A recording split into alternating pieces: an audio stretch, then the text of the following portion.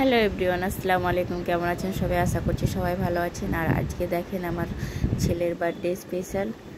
আপনারা আমার ছেলের জন্য দোয়া করবেন যাতে অনেক বড় হয়। তার জন্য আমি সকাল সকাল কিংবা নতুন একটা রেসিপি বানিয়ে নিব বিরিয়ানির। আমার ছোট বোনের রেসিপি এটা। আর বার্থডেটা ছিল 12 জুলাই। আমি আগে এডিটিং করতে পারিনি বলে দেরি হয়ে গেল। তার জন্য আমি ভাবলাম যে আপনাদের সঙ্গে শেয়ার করা যাক ভিডিওটা। আপনারাও একবার বানিয়ে দেখবেন। খুব সুন্দর হয়েছিল, খুব সুস্বাদু হয়েছিল, খুব ভালো একটা নতুন টেস্ট, নতুন রেসিপি। আমি তো এরকম কোনো দিন বানাইনি, কিন্তু আমার ছোটো বোন বানিয়েছে বলেই বললো যে এরকমভাবেই বানিয়ে দেখ। তার জন্য আমি চালটাকে সেদ্ধ করে নিয়েছি। চালটাকে সেদ্ধ করার আগে আমি জলে দিয়েছিলাম সাদা তেল আর শুকনো কিছু মশলা, তেজপাতা, এগুলো দিয়ে আমি চালটাকে সেদ্ধ করে নিয়েছিলাম। আর আলুটাকেও আমি সেদ্ধ করে নিয়েছি। আলুতে দিয়েছি আপনার ওই বাসন্তী কালার আর দিয়ে দিয়েছি লবণ। আলুটাকেও সেদ্ধ করে হালকা সেদ্ধ করে রেখে দেবো, দিয়ে ভেজে নেব। আর এখানে আমি এই মাংস কষার জন্য দেখেন আমি সব মশলা, আমি এই মাংসতে শুধু বললো যে ধনে দিবি না আর হলুদ দিবি না, বাদ বাকি সব মশলা একটু একটু করে দিবি। আর এটাতে গ্রেভি করবি অনেকটা, মানে গ্রেভিটাতেই একটা ব্যাপার আছে। আপনারা পুরো ভিডিওটা দেখতে থাকবেন, স্কিপ করবেন না। একদম নতুন রেসিপি, আমাকেও খুব ভালো লাগলো বানাতে। আর বাচ্চাগুলো খুব জ্বালাচ্ছিল, যেহেতু সেরকম কাউকে তো ইনভাইট করিনি, শুধু আমাদের 3 বোনেই ছিলাম, কিন্তু 2 বোনে তো কেউ আসেনি, আমি একাই রান্না করছিলাম। আর এখানে আমি দিয়ে দিয়েছিলাম আপনার প্রথমে পেঁয়াজ কুচি দিলাম, তারপরে সাদা তেল দিলাম। আমি সাদা তেল দিয়ে রান্না করেছি আজকে।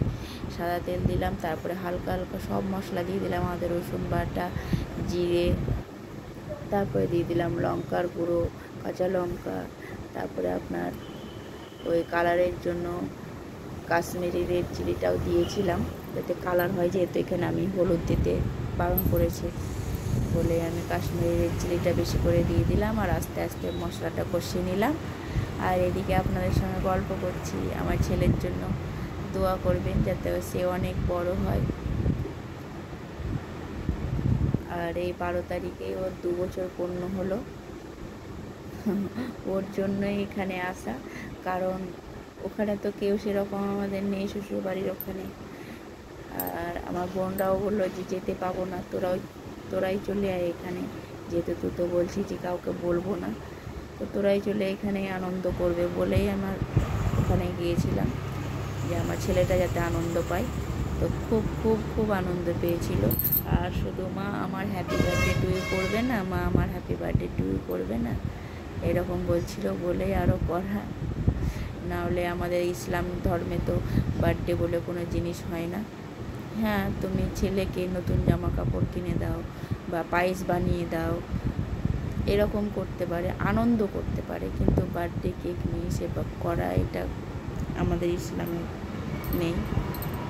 কিন্তু এখন বাচ্চাদের জন্য কিছু করার নেই, সেটা করতে হচ্ছে। এবার আমি বিরিয়ানিটাকে সাজিয়ে নেব। তার জন্য দেখেন আলুটা দিয়ে দিলাম, মাংসটাও তুলে নিলাম, আর গ্রেভিটা তলে রেখে দিয়েছি। গ্রেভিটাতেও বললো যে প্রথমে দিয়ে দিবি গরম মশলা, তারপরে দিবি বিরিয়ানি মশলা, তারপরে দিয়ে দিবি টক দই, কেওড়া জল, গোলাপ জল, তারপরে মিঠা আতর, সবকে আমি দিয়ে একসঙ্গে ভালো করে মিশিয়ে নিয়েছিলাম।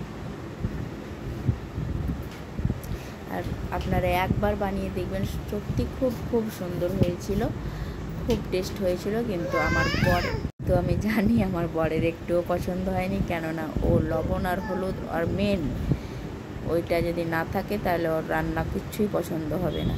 কিন্তু আমি দেখেন নতুন কিছু শেখা খারাপ নয়, নতুন কিছু সব সময় শেখা দরকার সবাইকে।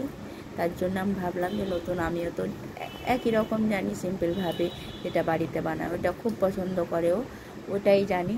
আর নতুন কিছু শেখা খারাপ নয় বলে আমি বললাম যে না, একটু নতুন কিছু বানানো যাক, আমি এটাকে আবার অন্যভাবে একটু করে নেব পরে। কিন্তু ওরা যেমন করে বলছে সেরকমভাবে বানিয়ে দেখি। ওদের তো এত এত পছন্দ হয়েছিল, বলছে তো ফার্স্টবার বানিয়েছি তবু এত সুন্দর হয়েছে। আমার বোন জামাই এত খেয়েছে, আমার বোনরা এত খেয়েছে, কি বলবো আপনাদেরকে, ওদের খুব পছন্দ। তার জন্য আমি এখানে আবার মশলাটাকে পুরোটা দিয়ে দিলাম। দিয়ে আমি এবার দিয়ে দিব ভাতটাকে। এখানে আমাকে বললো তুই কালার দিতেও পারিস না দিতেও পারিস, কিন্তু আমি দিয়েছিলাম কালার। মিঠা আতরটাকেও আবার একটু দিয়েছিলাম, আর বিরিয়ানি মশলাটাকেও একটু উপরে ছিটিয়ে দিয়েছিলাম। আর ভালো লাগলে লাইক কমেন্ট শেয়ার